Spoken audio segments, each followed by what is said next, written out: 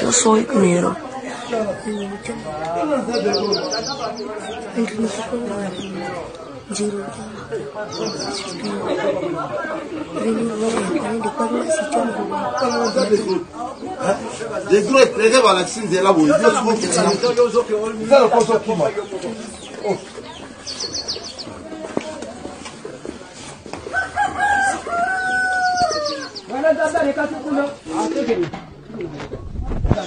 Guerre dans l'Est. Après la reprise hier de Nzibira, les Wazalendo se replient pour préserver des vies humaines.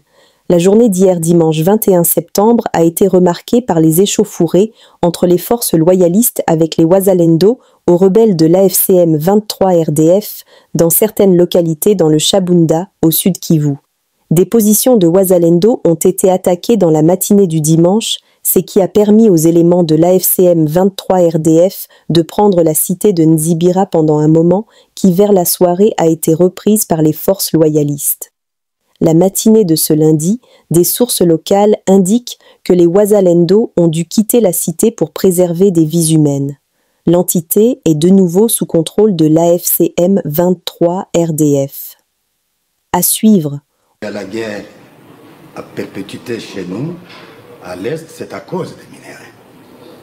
Or, le Congo, notre pays, a comme base économique et minière dans l'ex-Katanga que je commente sur le plan militaire. Ça veut dire qu'en dehors de la sécurité, d'une manière générale, nous avons aussi l'obligation de protéger tous les secteurs miniers pour que ces mines ne soient pas les lieux de concentration des groupes armés qui peuvent se perpétrer de manière assez dangereuse contre notre pays.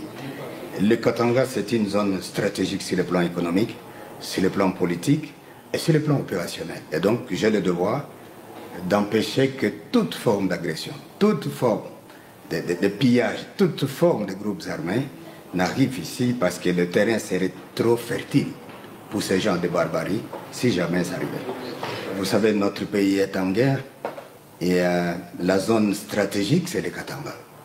Toute la menace de l'Est pèse sur nous, de sorte que si nous n'arrivons pas à stopper la progression de l'ennemi du côté là où il se trouve, ça veut dire que nous serons la première cible du canon de l'ennemi. Et nous veillons sur ça et nous pensons que ils peuvent prendre partout, mais tant qu'ils n'auront pas pris le Katanga, le pays vivra. Ce sont les Kabila.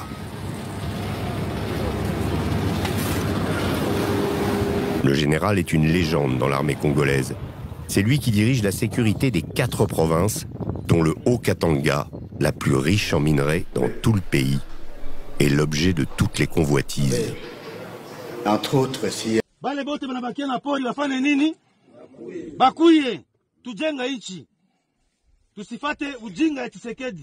On connaît votre mode opératoire.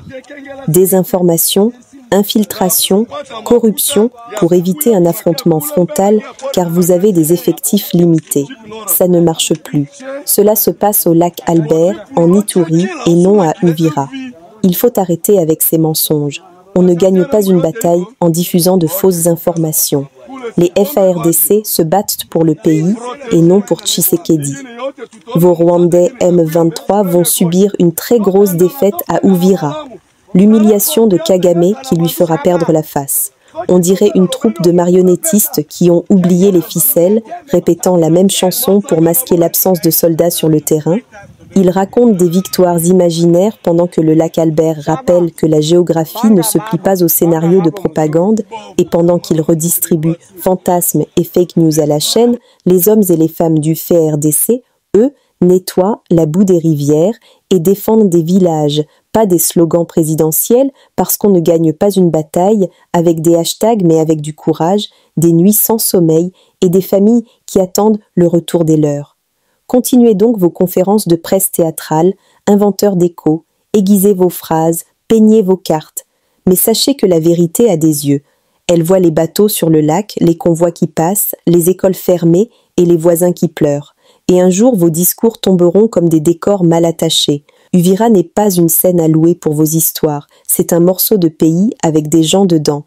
et ceux qui se battent pour lui ne se laisseront pas remplacer par des récits fabriqués dans un studio de mensonges. Quand l'illusion s'effondrera, il n'y aura pas de tonnerre de cymbales pour masquer la honte, seulement l'ample soupir d'un peuple qui récupère sa parole, et vous pourrez continuer à vendre des contes, mais sachez que la plus belle défaite pour vos faiseurs d'images sera de constater qu'on ne perd pas la face en une seule journée.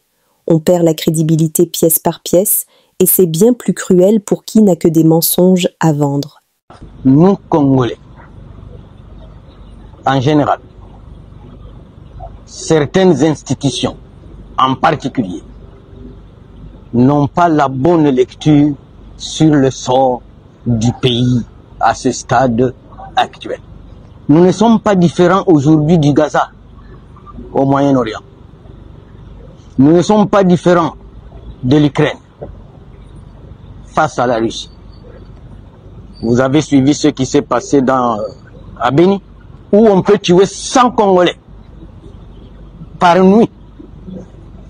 Et on a l'impression que Kinshasa, sincèrement, son regard n'est pas tourné vers la protection de ses citoyens.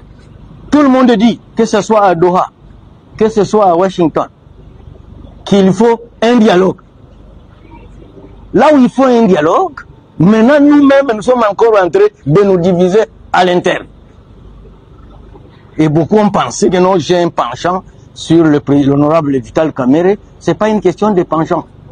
J'ai trouvé pour moi que l'état que traverse la République démocratique du Congo, la question de l'honorable Vital Kamerhe est accessoire. Mon sentiment de ce jour-là, parce que les gens ont pensé que Bitakwira, il est très agité. Non, non, je n'étais pas agité. Mon sentiment de ce jour-là, c'était pour mettre en garde les différents grands espaces, Grand Bandundu, Grand Équateur, Grand Kasaï, peut-être Grand Katanga, que ceux qui pensent que si Vital Kamerhe tombait, c'est leur espace qui va occuper la place. On connaît Kamerhe appartient à quel espace? Son espace est connu.